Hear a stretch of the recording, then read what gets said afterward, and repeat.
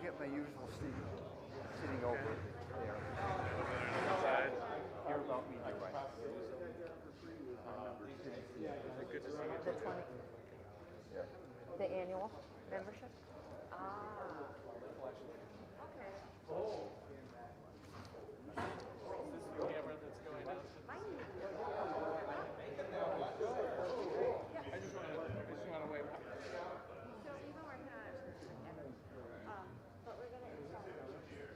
No, it's in the left. Oh.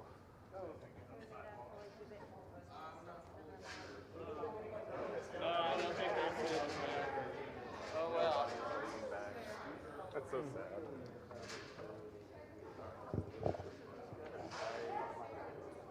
Oh.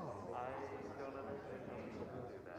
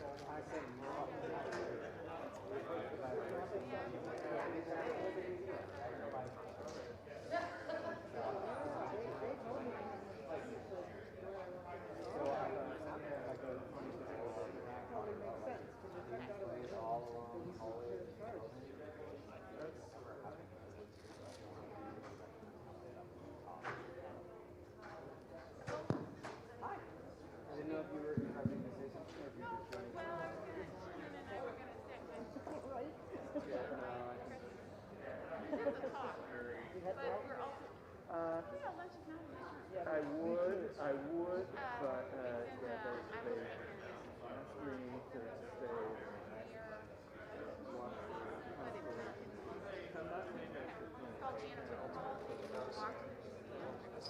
Oh, okay. So I will do that. Check it out for your buddies. That's good.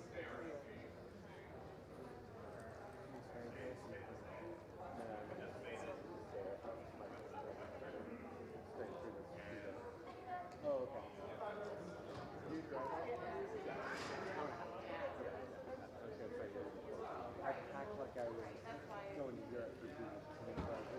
Like I bought like $100 worth of snacks. Like ridiculous. I don't know why. Now, if we lose signal, we might.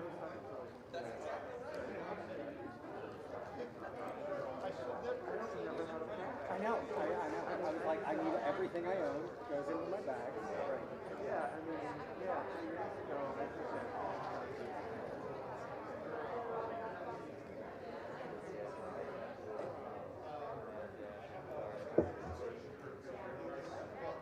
and somehow I'm wearing a pair of athletic ankle socks because I ran out of normal socks. It's like, I need extra laundry to have. Where are all my socks? Oh, that is a phenomenon. I will suddenly have a loser shirt, and then I still have no socks. Yeah. And I'm like, wait. And then eventually they appear. So I'm like,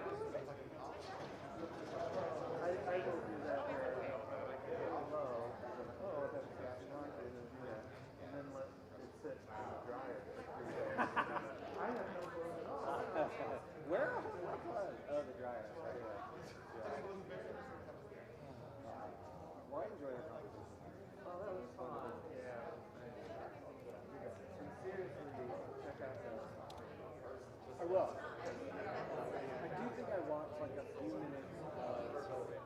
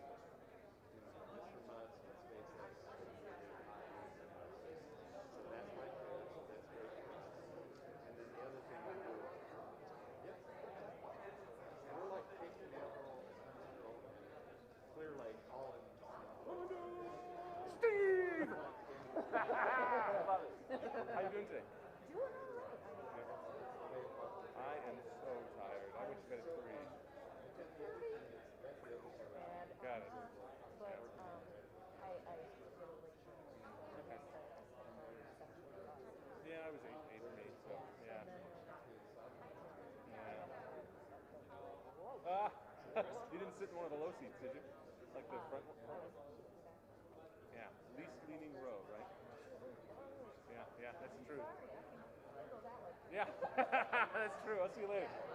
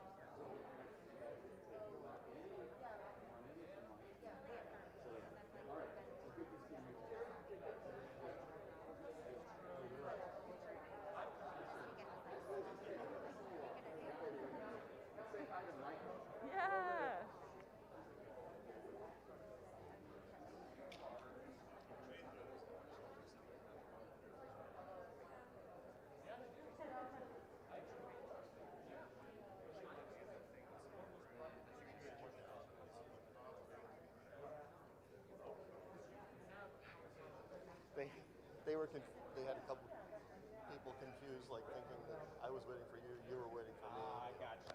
I was waiting for you. Thank you for checking in on that.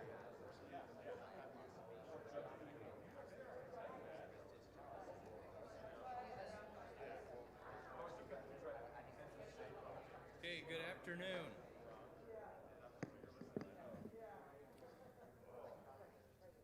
Okay, we'll have lunch here in about an hour, but I wanted to share a little bit of the background of our speaker today, Grant Harkness. It's been a little bit of a journey in that one of the topics that I've been interested in, and also with some of the events that have happened here in Michigan, have been with meteorites.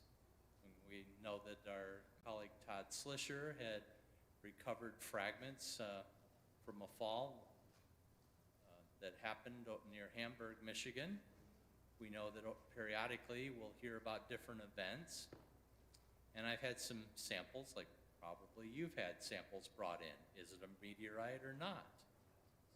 And sometime when over lunch or something, if you want to ask me about a unique story, I'll share one with you. I won't do it here today. So I started investigating some people who were knowledgeable about meteorites, and in a roundabout way, I crossed paths with Grant Harkness. And we started out with a phone call and started talking a little bit about space on this and that. And the conversation grew longer. We had more conversations. And I'm going to share with you, Grant has really got a lot of good things going on in his life right now with Meteorites. And he has just finished up a number of weeks out of the country setting up some exciting opportunities. And I wouldn't do it justice in trying to share that with you.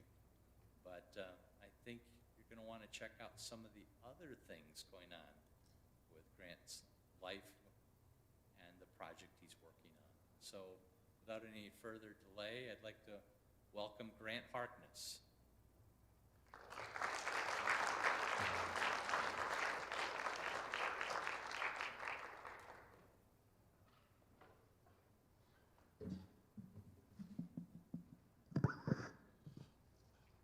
Good afternoon, everyone. I am Grant Harkness. Thank you all very much for having me here. I would like to extend special thanks to Mark for inviting me out. As you can tell, I'll pace. I was told I could just hold this and pace around. I'm sorry to the cameraman who has to follow me. I will try to keep my box as small as possible. So a little bit about myself. So my journey into space education began when I was a child. So at the age of around 9 to 10 is when I got my first telescope, and that, just being that audience of one, having that connectedness to something so incredibly large and incredibly huge, is what started me down that path. Then, as we all do, we become adults and we go on and pursue various things.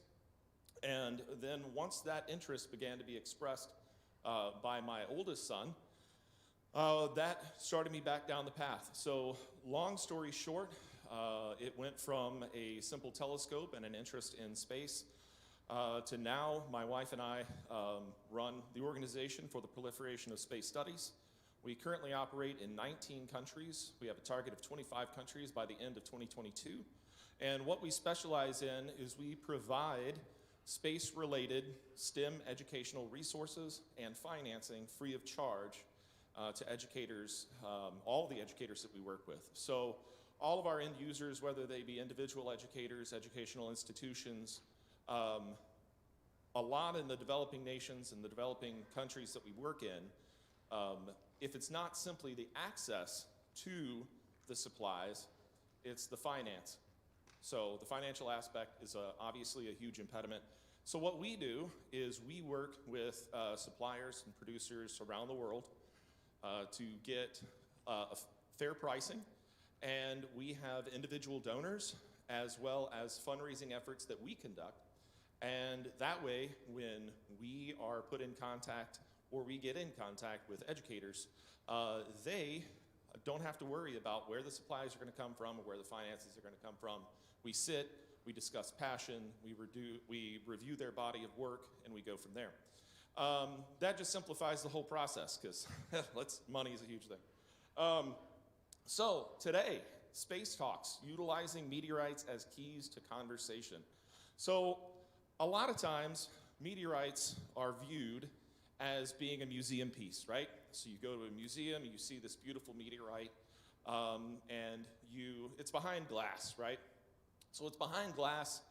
We have very limited interactions. So when I was growing up, and I know everyone in this room has heard it, look but don't touch. Look with your eyes, don't touch, don't touch, don't touch. Probably one of the most frustrating things you hear as a child when you go and you interact. Case in point, yesterday, Air Zoo, absolutely awesome museum. We had a great time. My wife and kids went to the Air Zoo, and myself included. And at the end of it, so I'm watching them and how they interact with all the exhibits. Because I have a vested interest in how kids interact with exhibits. And the most beautifully rendered, amazing graphics, these incredible displays that the graphic designers put in a lot of work, and they're absolutely beautiful. Very engaging, wonderful content on these things. My kids ran right by it. Didn't notice it, didn't register it, ran right by it, ran to what you could get your hands on. So, utilizing meteorites, we provide tactile connections to larger topics. And we'll explore that here in a moment. So, one of the beautiful things is, so this is no age limits. There is no age limits. The young student on the left, this is his first time interacting with a large meteorite. I believe, I want to say that was 16 kilo. That was a 16 kilo L-type. And on the other end of the spectrum, this gentleman with the Australian Space Agency getting to hold a piece of the moon.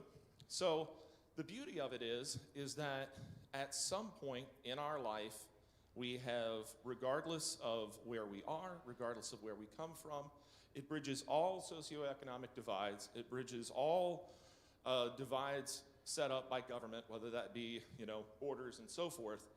We've all taken a moment to look at the sky above and stand in awe of something. Everyone in here obviously is engaged. Everyone in here loves space, right?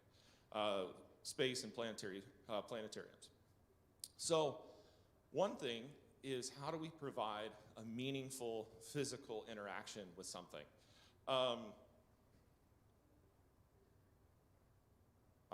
knew I'd missed a slide. Here we are. So, the 2 stories test. So, I was told there's a gentleman in here by the name of Eric Johnson. Huh? I believe so. So, if Eric would, and I promise there's a benefit. I promise there's a benefit. I don't have you walk all the way up here for nothing. I want you to participate. Normally, I would pick a child or a student, K through 12, from the audience. I am not inferring anything, by the way. I'm simply saying I said that to a group of people, and your name came out of it. So, if you would like to come up here, we will have, if you would grace me with your presence on the stage, we will conduct a very, very, very short test.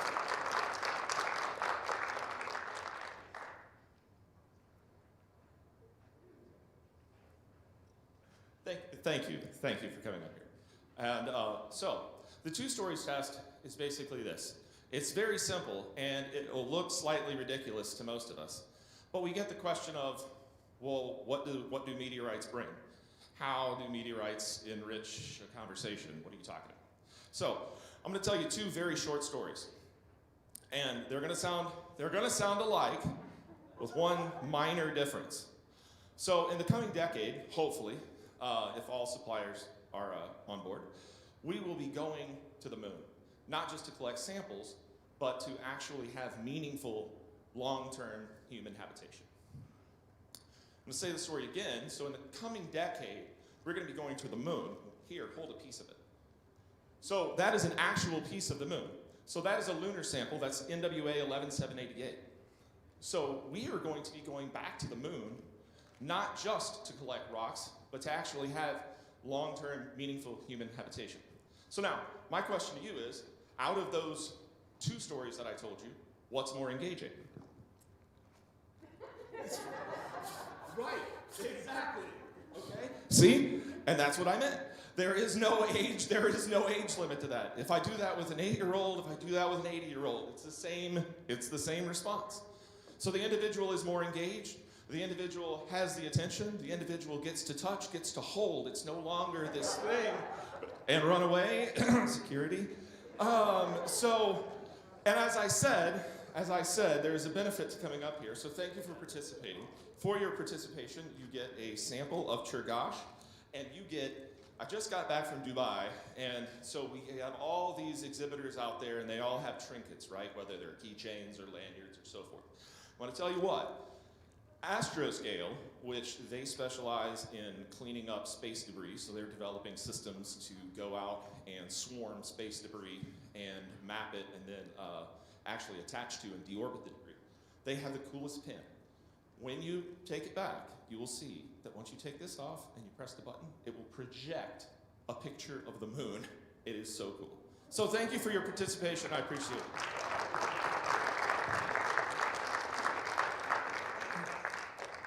So again, There you go. There's no age limit to that. There's no age limit to that. So when you're telling a story about the moon, instead of just telling a story about the moon, we get to pass that around. Oh, speaking of, pass that around.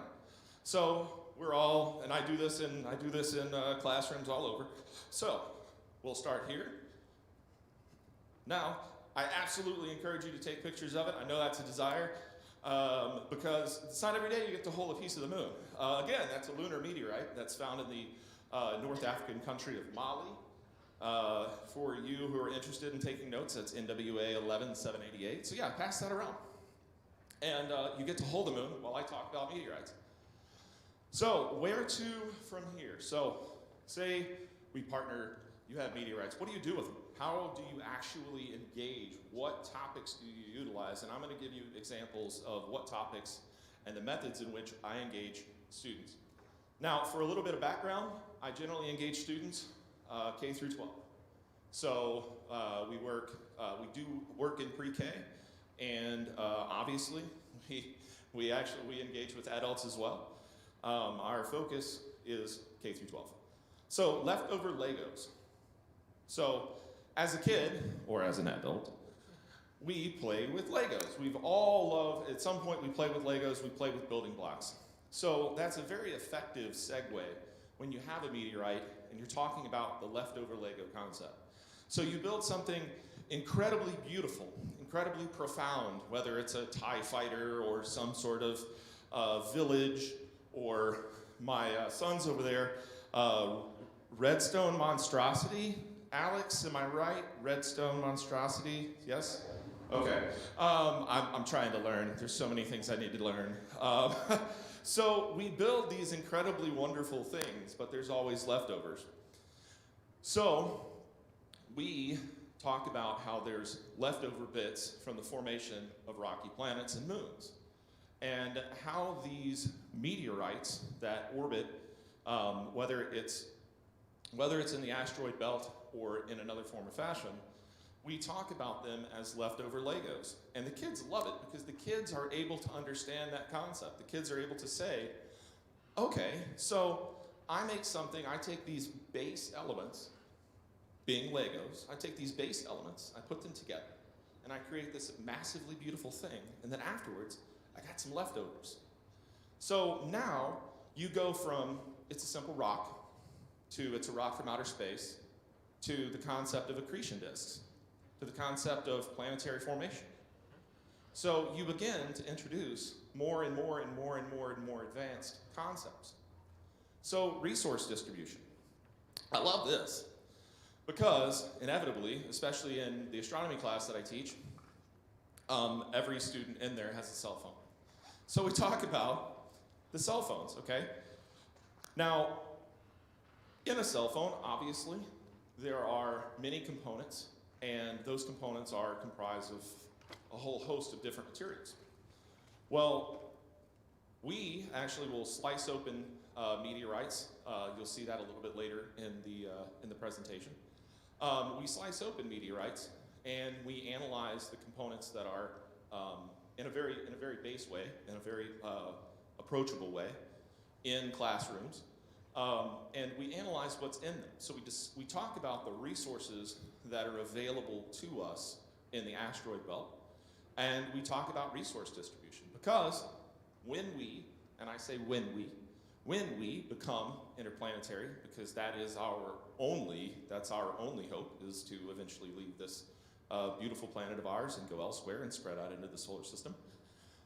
When we do that, and when we take that step, resource distribution and remote sensing of those resources is going to be incredibly important, because it may come to pass that a particular resource that humanity needs is a resource that's closer to us by going and mining an asteroid than it is to come all the way back to Earth or to an adjacent moon or so forth, depending upon what the resource is and the difficulty it is to acquire.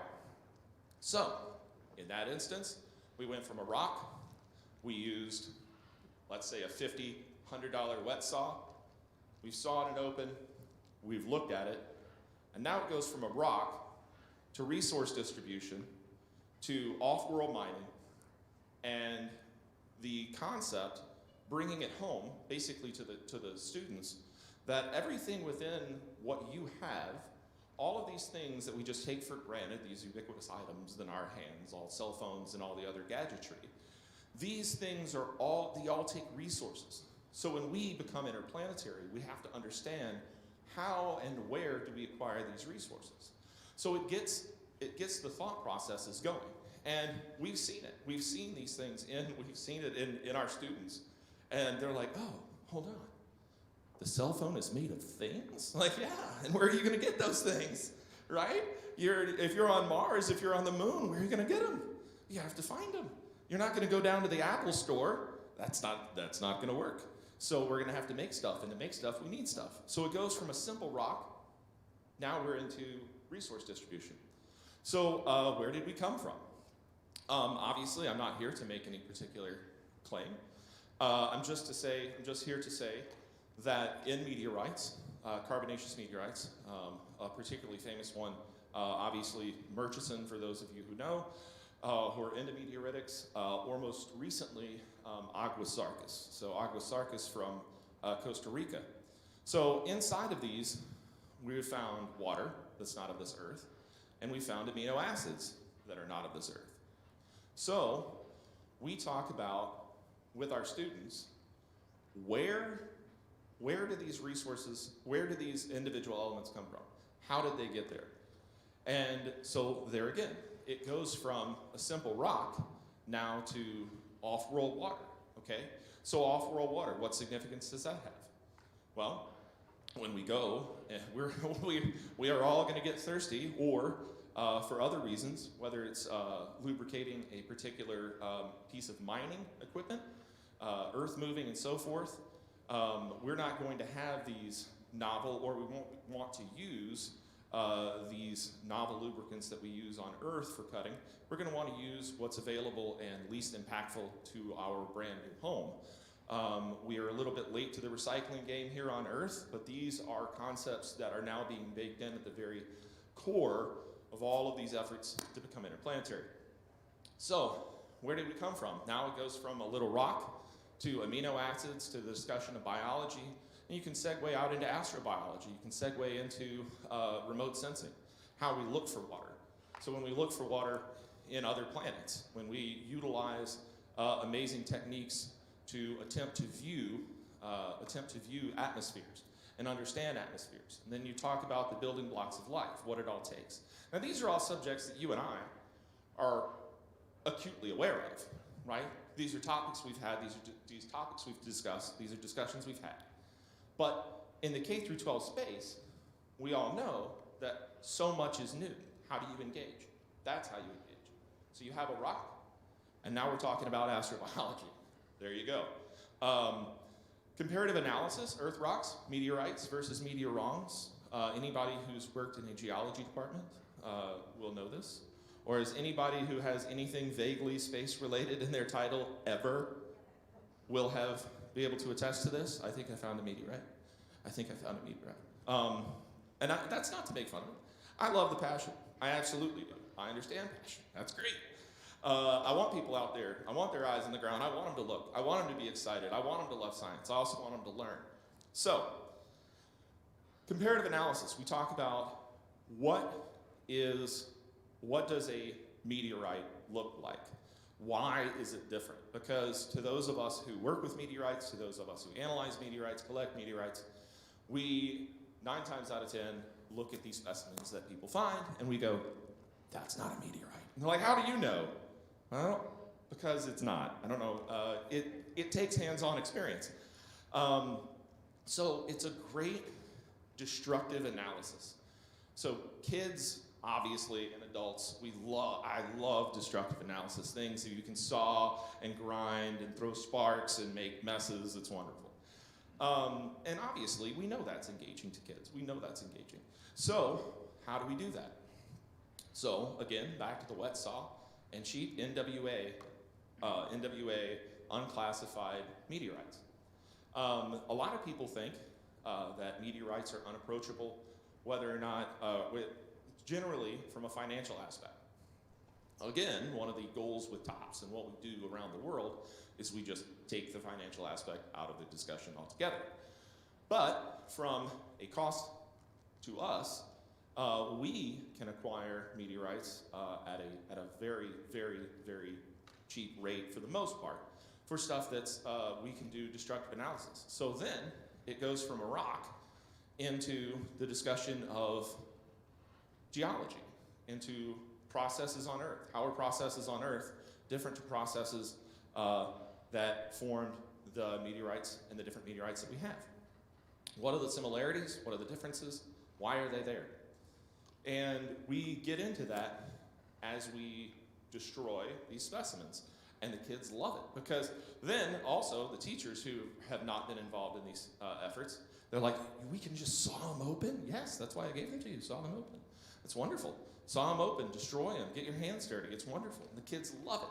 So then in that moment where you're destroying this thing that people once thought just belongs in a museum, you have that rarefied experience.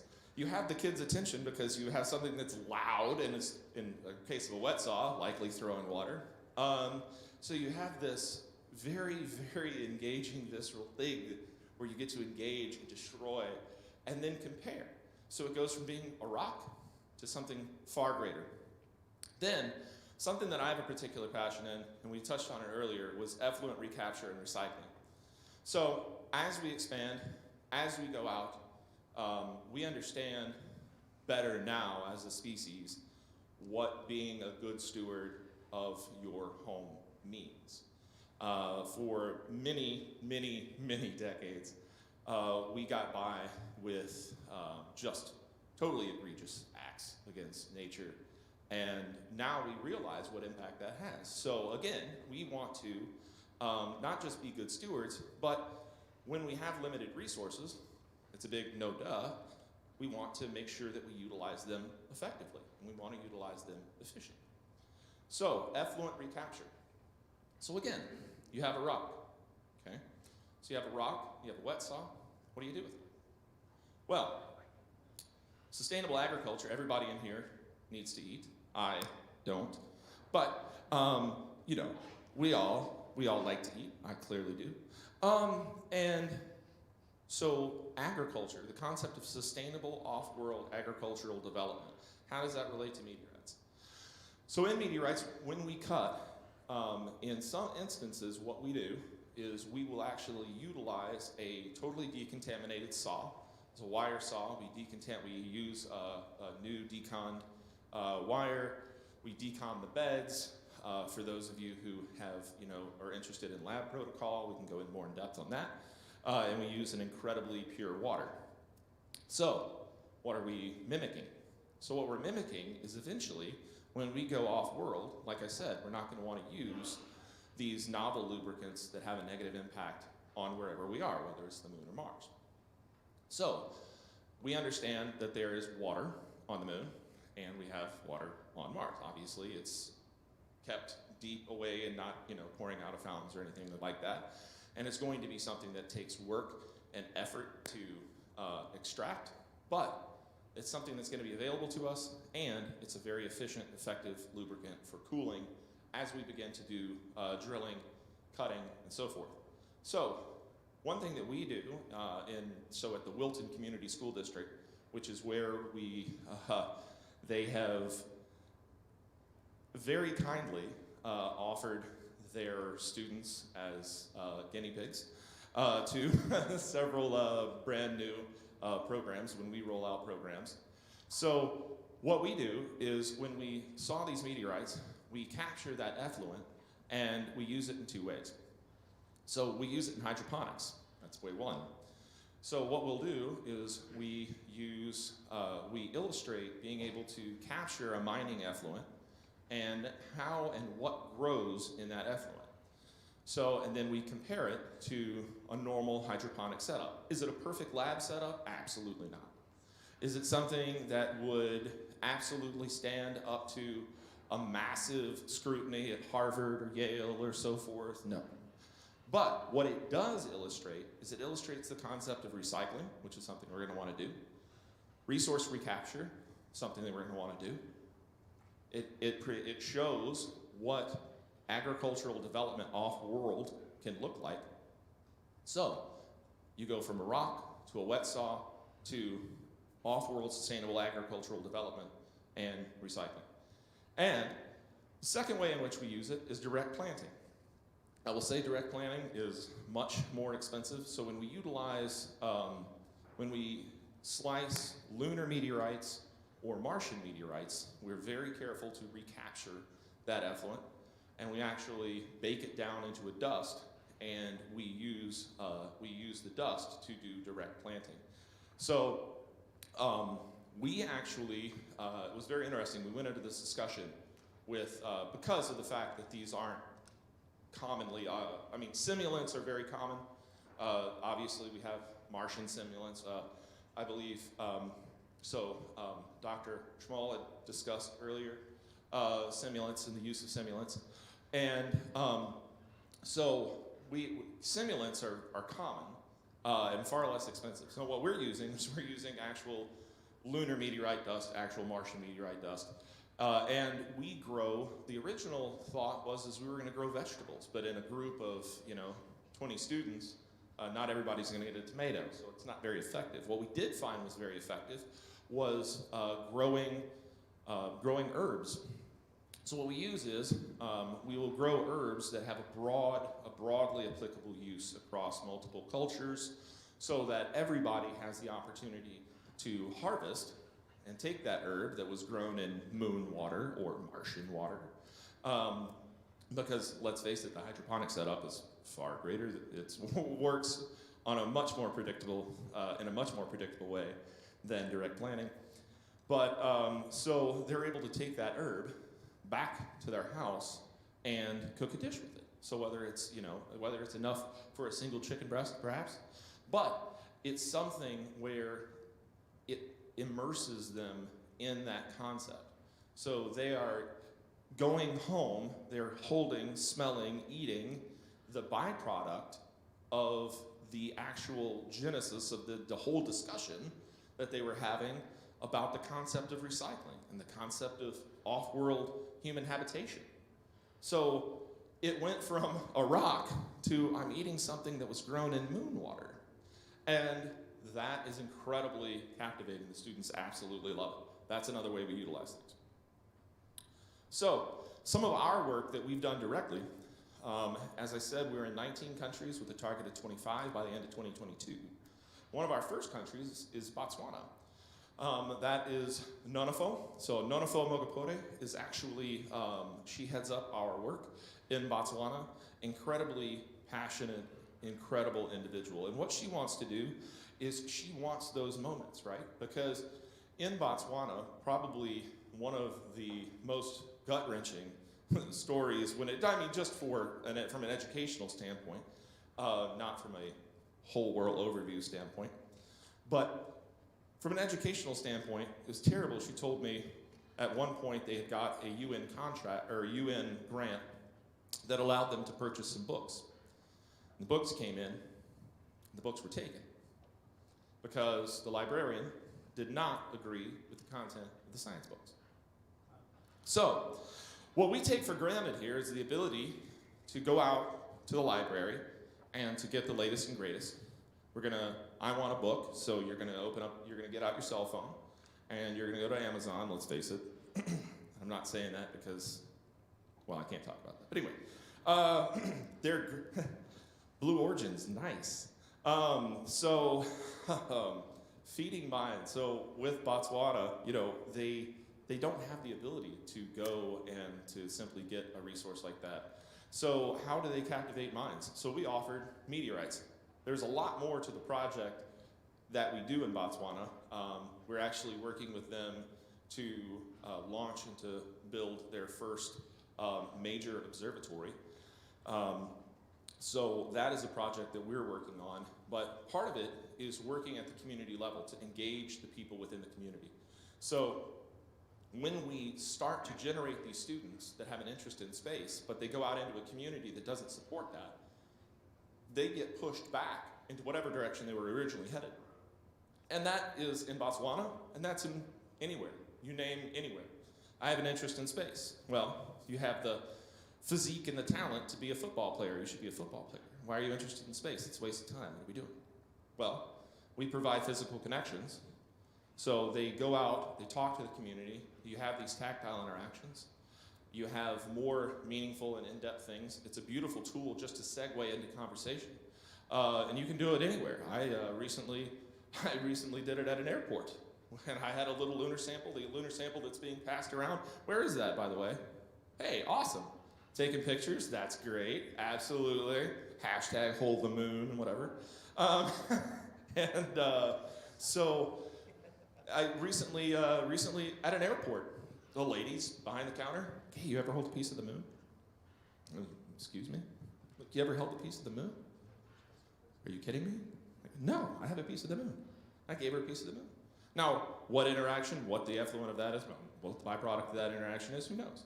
But we do this multiplied times thousands, and all around the world, we spark interest, and then we provide resources to back that up.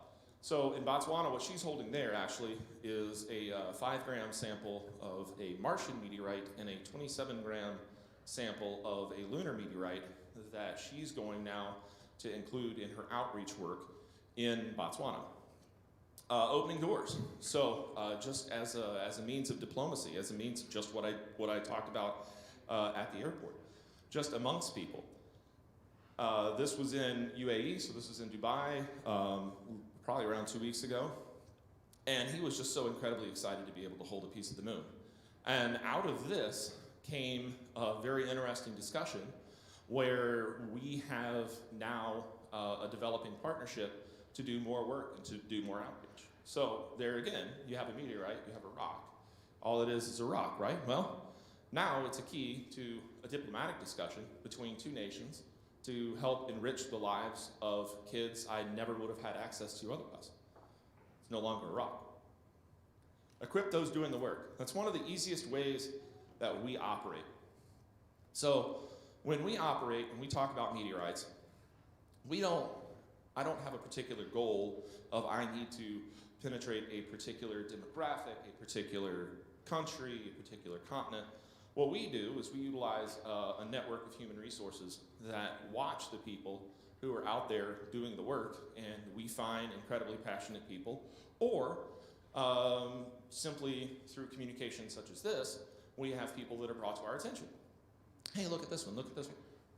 Well, she is out of Kosovo, and an incredibly passionate educator who is out in the field, out doing the work, and currently raising funds to help. They're actually building an observatory. They're working on the funding part of building the observatory at this point. And so we provided them meteorites. That enriches their outreach. That gets more eyes on what they're doing. And the more eyes, especially anybody who does fundraising knows, more eyes the better. So it goes from a rock to being something that captivates and captures attention. Then now she's utilizing it to help raise funds to create a permanent, lasting impact on the people of Kosovo. Inspire the educators, Nepal, Manisha. So Manisha, I doubt she's watching the live feed, but she is actually going to be working for us in a new capacity. This is her and I in Dubai, and she didn't know that she could actually hold a piece of the moon. And that's the piece of the moon that's going around now. Then it goes from being a rock to, what? I can hold a piece of, hold on, I thought it was illegal. So then you start talking about, no. Apollo era lunar samples, you can't have this. These are meteorites. Then you get into how they're collected. You get into all of the different aspects of how do you prove that it's a lunar meteorite? Well, you talk about isotopic analysis, you talk about thin section analysis, you talk about all these things. So all of a sudden an educator who didn't even realize you could hold a piece of the moon now knows not only can you hold a piece of the moon, but she understands in general terms the science behind it. Then we provide her a lunar sample that can then be taken, and she utilizes the information that she's garnered from us and takes that with a newfound inspiration, like, oh my gosh, you can hold the moon. And I love it, that's perfect. That's the passion we love, and we see that. And then they take that back. She's gonna take that back to Nepal. And she's going to impact more and more lives. So it goes from being a rock to two people talking to a whole host of new minds being exposed to science in a process they wouldn't otherwise know. Individual passion. We did talk about people, and I talked about educators and educational entities. Educational entities, obviously, that's easy. They're big. They have names that we know. Individuals, they exist out there. Individual passion, homeschool. This young lady out of Australia, her father wanted to get her interested in space more, have a better interaction with something that she could actually interact with. They had gone through the process of acquiring their first telescope. That was awesome. How do we enrich that experience? Well, hey, being able to hold outer space, being able to hold a piece. So now, this is an added tool in a parent's arsenal to help enrich her life, to help enrich her education. And what will be the byproduct of that? We have no idea. I don't pretend to know. I can't see the future. What we do know is that her response there, obviously in the picture, is genuine. For that moment where she held that, her attention was had. That her father had that attention. Her father had that moment. And the discussions that were had there were meaningful, and they were attached to something that was physical. Outreach in Iowa, that guy, he loves it. He lives down the road from us. So he absolutely loves meteorites, and I just included that in there because I spoke with his mom, and I was like, hey, can I include him in the talk? Oh, absolutely. I said, well, good. He'll be in front of a whole audience of people he doesn't know. So what we did there was we did outreach and basically said, hey, we're going to have meteorites at the school, and you can come and hold them. And we have a friend of ours who, Mark, is a common friend between Mark and myself, Dr. Paul Sapira. So Dr. Paul Sapira with the Planetary Studies Foundation came out and did a talk about going on expeditions in Antarctica. So expeditions in Antarctica, getting to hold physical meteorites, so then it goes from being a rock to being an incredible story and a beautiful tool to utilize during that story. And in that moment, you have it. Diplomacy, IAC 2022, Paris. I encourage all of you to go. It will be incredibly beautiful. IAC, for those of you who are not familiar, there is the International Astronautical Congress. You can think of it like the UN General Assembly of spacefaring nations. And so these individuals, this is their group that represents IAC 2022 Paris. And we started talking with them. So now it goes from being a rock to a lunar sample that allows an organization to have a greater impact during a discussion instead of some random person who's just walking up going, hey, I have this great idea. Hey, let's work together. We say, hey, you ever heard of the moon? And again, as I've said, and I'll say it 1,000 times, they're like, what? I'm like, no, really. And so that becomes a diplomatic tool. So Paris is now, we're going to be working with their delegation and some delegates from France, getting more resources into the schools there. So that'll be excellent. That's a point of growth for our organization. And then we utilize meteorites, and then obviously we go into my passion in particular is astronomy. I'm the director of Wilton Observatory. It's an observatory that I designed, and some very, very, very gracious donors funded. And we have gone forward from there, and that's a continuing story.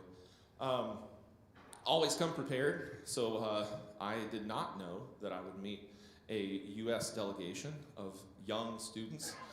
They were actually in Dubai. So that's with Space Snoopy. So Space Snoopy travels with me whenever my children cannot.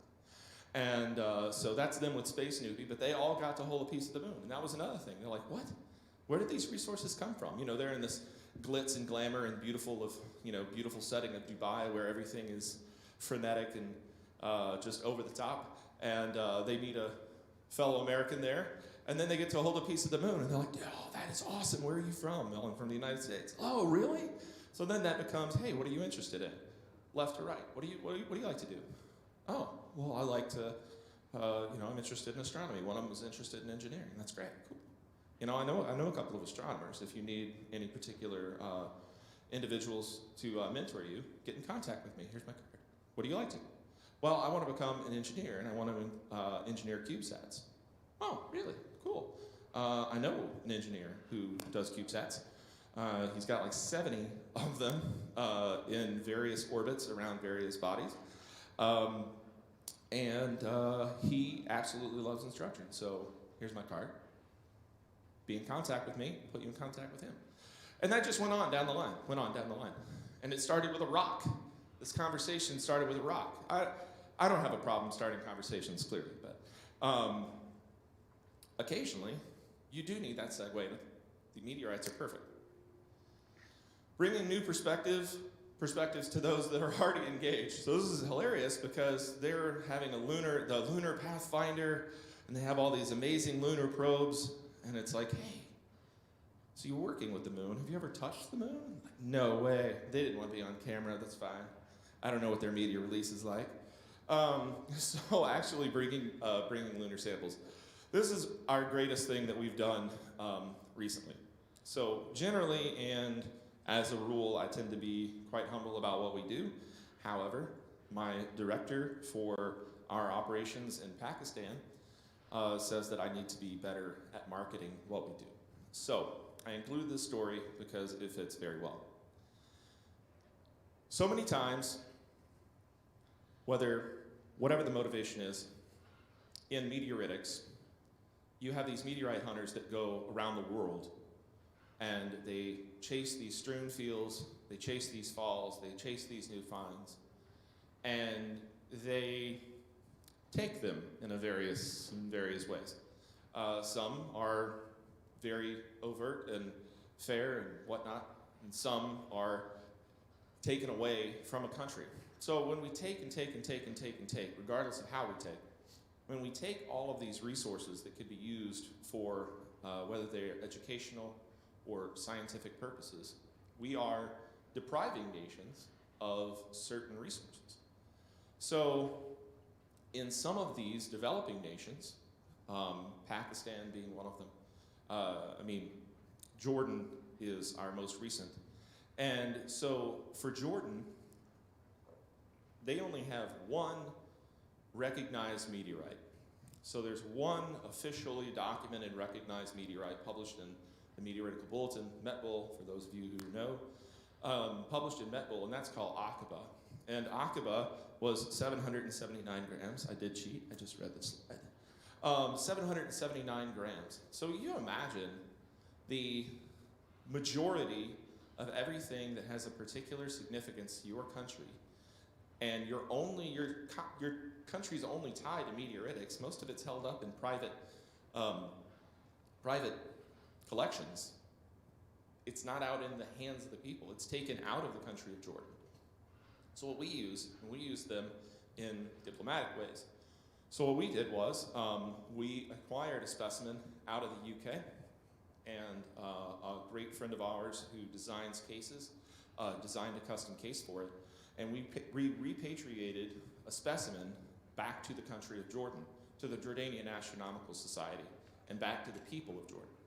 So then it goes from being this coveted, held, privately seen, probably never seen, ends up in some case in some bookshelf somewhere, to being a point of inspiration for a people who are just coming in, who are just really, really, really getting an incredible amount of momentum built up behind their new ventures into space.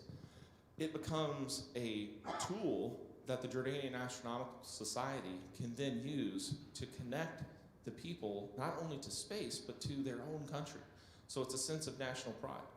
And when we gifted that, so it was an idea. I was invited to Jordan for a different reason.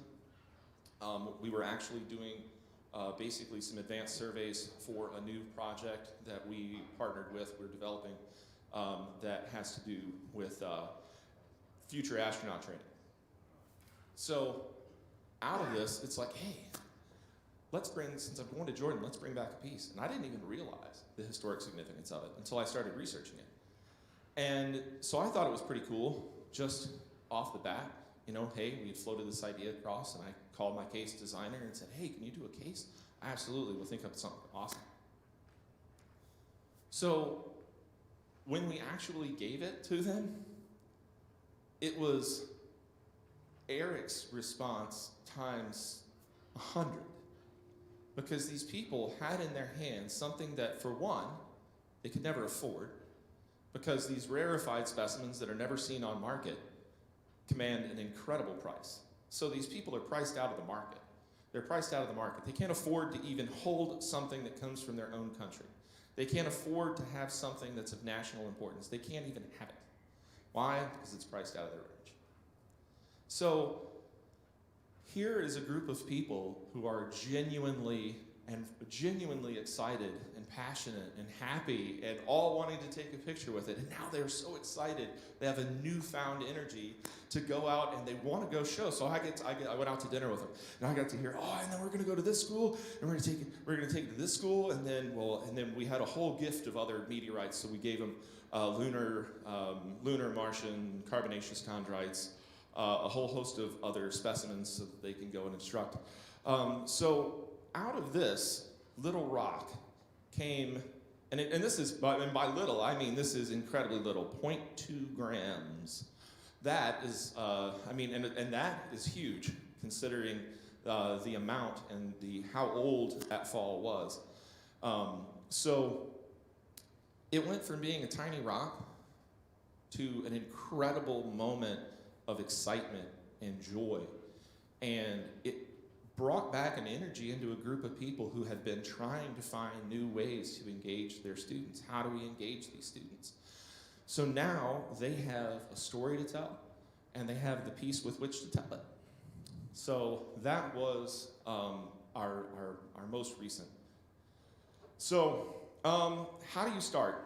So as an educator, as an educational entity, how do you start? Well, you can connect with local universities and museums, discuss with them your desires. So it's funny because I'm talking to a bunch of people who work at universities and different educational entities. So it doesn't exactly apply to you because you could just talk to yourselves. But find resource pools such as clubs. So meteorite clubs exist. I interface with a number of them. And a number of the meteorite clubs, they have individuals in there that could be at a point. And a lot of times these collectors will find themselves at a point where they may collect a particular meteorite type, size, whatever.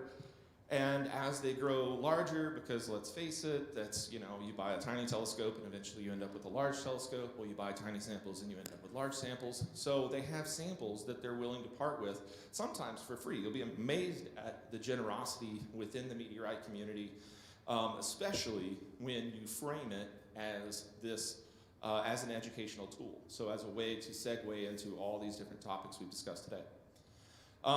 Meteorite clubs online, we covered that. Explore universities with meteorite research groups and not just a geology department. I put that there specifically because I talked with a number of geologists, and their number one plague was because they study rocks and because Meteorite Men was so incredibly popular. Now, instead of actually going out and conducting the research unencumbered that they would love to do, that they went to school to do, now they're answering 200 emails a week saying, no, I'm sorry, that's not a meteorite, that's not a meteorite, that is not a meteorite, that's not a meteorite. And then it goes day after day after day after day after day. So, look for a meteorite research group. Arizona's got one, New Mexico's got one. Wonderful people, wonderful, wonderful, wonderful people. Or you can reach out to us. So, obviously, we put our name out there. My face is out here. And we mean what we say. When we do provide things free of charge, obviously, it depends upon our particular resource pool at the time. It is very fluid. It is changing all the time. We do kind of have a backlog due to recent travels. So we do have a bit of a backlog of things that we owe to people with whom we've already had discussions with. So get in there. When you think about all these lab saws, and some of these saws that we use are $20,000, $30,000 laser guided, fancy, all mapping. They can map your specimen, and it's incredible. But it doesn't take that. This is tile saw. This is what we actually use. All the meteorites. In fact, this meteorite up here, NWA 14267, which is a howardite, for those of you who are interested, of the HED group, whose origin is believed to be for Vesta. It will draw in a crowd. So that's another thing. So you can actually make it an event. And what's funny, because I actually talked with Dr. Sapira, and I talked to him about this idea. Hey, let's have a meteorite cutting event. And he's like, I've never heard of such a thing. I'm like, well, come on. Like, you've worked in meteorites your whole life. You've never had a meteorite cutting event, brought it to the public? He's like, I mean, I guess we could. And they absolutely loved it. I'm telling you, when it's the noise, it's the new, it's space, it's this tactile interaction, there's water and there's sparks when it hits these pieces of metal, and they loved it, absolutely loved it. It'll draw a crowd. Then we talked about that. The recycling. So you had that recycling in action. So we take that water and we go outside and we talk about recycling. So that's what it looks like in action. We cut up a bunch of meteorites. At the end of the cutting clinic, we collect that water, because we're not going to carry it in the car, and we go out and we find a tree and we put it up there. And the tree did not die, so I guess it's okay. And incorporate it into related displays. So here we are at Apollo 11, and we were celebrating the anniversary of Apollo 11, and we decided to incorporate meteorites into this display. So here you have a physical connection to something that, for I think everyone in attendance minus 2, is just a history. It's a history thing. That's something that happened in the past. I think there was 2 people in attendance that had actually witnessed that firsthand on TV. So you provide, like, what is space? So you're captivated by the story of what Apollo 11 is and going to the moon, and then you have lunar samples, and then you have larger meteorites, and you capture them for a moment more, and you impart just a little bit more knowledge in that moment. So it's worth it. As we've said before, we are here for you, and for anybody with a phone out there, that QR code will guide you to our website, and there you'll find contact information, how to get in touch with us, and we absolutely encourage you to. Obviously, we have some large things coming up. We have talked about expanding out into other countries, and that is a huge amount of work.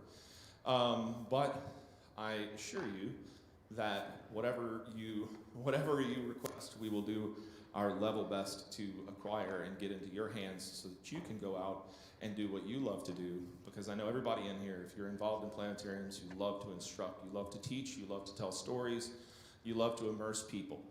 You want to immerse them in an experience. And to provide something that you can put your hands on is an incredible aspect to add depth to that experience if you don't already do it. So, questions?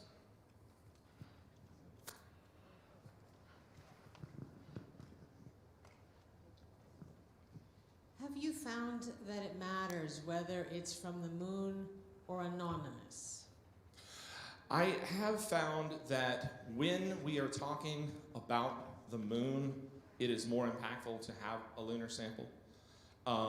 But given that they're more rarefied and the more it can be restrictive for us, depending on what the market dictates cost is at any given time, because that does fluctuate. But in short, the younger they are, no, absolutely not. The younger they are, it doesn't really matter if it's a lunar sample or a normal sample, it still has that impact. Once you get into the older students, so once we start getting into high school, it does, and I hate to use the word gimmick, but It is, sort of, right? It's a tool in a tool bag, and if it captures and you're looking to capture that moment, it can be used as a little bit of a gimmick, here. The older students respond better to the lunar samples than they do simple meteorites. Does that answer? It does, thank you. Okay. Oh. It's worth a try is what you're saying. Oh, absolutely. Absolutely, it's worth a try. Because, I mean, I think everybody goes through a certain stage where you're a rock hound, where it's like, oh, look, it's a rock. Well, if you go through the stage of, oh my gosh, it's a rock, and oh my God, I love space, well, then how better to put those two concepts together? It's a rock from space.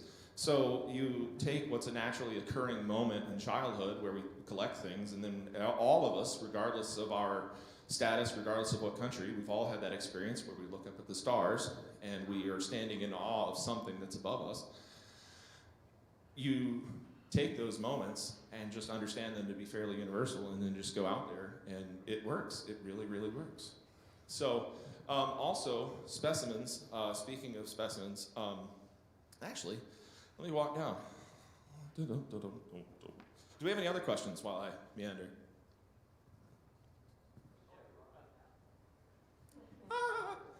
So the question was, can we saw your rock in half? Not that one, please. So, heft. So we have rarity, right? We're passing around a piece of the moon, and that's an aspect of rarity. So heft. This is 14267. This is a Howardite, as I said. This has some scientists are still out on it. Some scientists is still, they're not willing to commit. But there is a large body of work. There is a large body of data that indicates that 4 Vesta is the parent body of this. So for those of you who want to research 4 Vesta and Howardites, I encourage you to. It's pretty interesting. So we have rare, and then we have heavy. So those are 2 things that students love, rare and heavy. So here's heavy. And I encourage you to pass that around. So what you'll notice on the specimen, on the Howardite specimen, is you will notice crust. So that is a fusion crust. So if anybody comes to you and says, I think it's a fusion crust, you can look at that, take a good mental note, that's a fusion crust. So your question. Yeah, so first, what's the pedigree of the sample that was being passed around, and how might a planetarian go about acquiring a lunar sample for use in their facility? Okay, so pedigree. The particular pedigree of that specimen is, let me go into the box. So that one has a larger, that one is from the collection of Rob Wessel. So Rob Wessel is a recognized meteorite, how do you put that, acquisition expert. If I'm trying to, get his CV looking fancier. So he's the guy in many cases when it comes to acquiring lunar and Martian specimens specifically. He's actually the source of all of our lunar micros. So we actually utilize lunar micros in a whole host of different ways. So as a point of reference, the rock that's going around currently is on market, depending, since it has a story and it has unique features, there's unique features to it that make it more unique than other lunar meteorites. That specific specimen, not 11788 in general, but that specific specimen. That specimen is cost prohibitive, just to give out willy-nilly. That's about $3,000, somewhere between $2,700 and $3,000 for that specimen. In comparison, the Howardite that you all are passing around is $4,200. So, how does an educational entity go about acquiring? Well, for one, if you have a particular goal in mind, there's 2 ways that I would recommend. If you have a particular goal in mind, so if you have a benefactor that says, hey, I have X amount of money that I want to donate, and you find it that you want to have something that you can interact with, then we can work with you to acquire specimens that might be greater than what we can afford to give you at that given time. because the market fluctuates. So the market is whatever's on the market's on the market. There's no standard size, whatever. It's whatever people are selling at that point in time. So it could fluctuate from something that's 6 grams to 16 grams. And if we have the right market conditions, we might be able to acquire a 16-gram specimen and say, here you go. You wanted a lunar specimen for your planetarium. You hit it at the right time. Here's a 16-gram lunar specimen. Have a great day. Go and change the world and teach minds. If we have a very, if the market's cleared out of cheaper specimens for whatever reason, and I've been watching the markets all for years now, and I can't really know. I don't ever really know what makes them move the way that they do. But it could be that we're at a point where we don't have the finances to back a larger specimen, or those specimens, the price just may not be correct, might not be right for us at that time. But in short, begin by having the conversation. So begin by reaching out to us, and then there's a whole host of ways to work through that. So I work with virtual reality over the last like 5 years. I know it's not the same with the actual systems, but I am wondering, is there any work being done yet to do photogrammetry, like high resolution stuff for laser scanning on the different specimens, provide a free library set for people to use where the model resources are available. People tell you do things like the meteorite being whole and cut stuff, like how that in virtual reality, and make it accessible ways, at least you're like you say, a gateway into it. I can say that I've not heard of that approach. So for those of you who didn't hear, the question was of the concept of utilizing VR, creating immersive experiences where you can actually see a library of meteorite specimens, slice them open, and do like before and after. And so I've not actually seen that done. So that would be a very interesting topic to explore. Okay, Grant, I'd like to thank you. I'm sure we could go on for a very long time with this discussion and stuff. And I appreciate you driving from Iowa and having many long hours to get back just to the United States here. And your well, thank you all very much for having me. I really appreciate it. And I do have your sample in hand.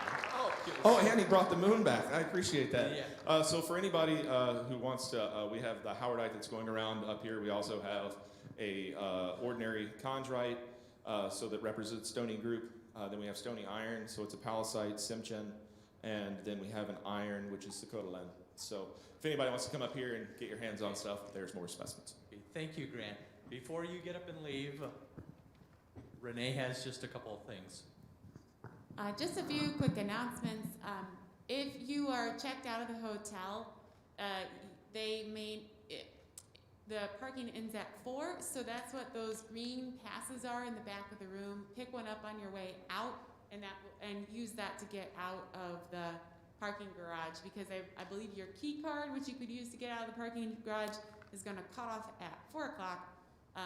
And the conference goes a little bit beyond that. So just get one of those green passes on your way out. Also, lunch is in Anna Wilton Hall. So on your pocket schedule, it says AWH. And we haven't been to that room yet in the conference. It's actually in a separate building. As you walk to the museum from the hotel, you'll see it right there. It says Anna Wilton Hall right on it. But I know we haven't been there yet, so I wanted to make sure I reminded you. And finally, one more plug for the conference survey. Please fill it out if you can before you leave Kalamazoo. All right, let's go eat lunch.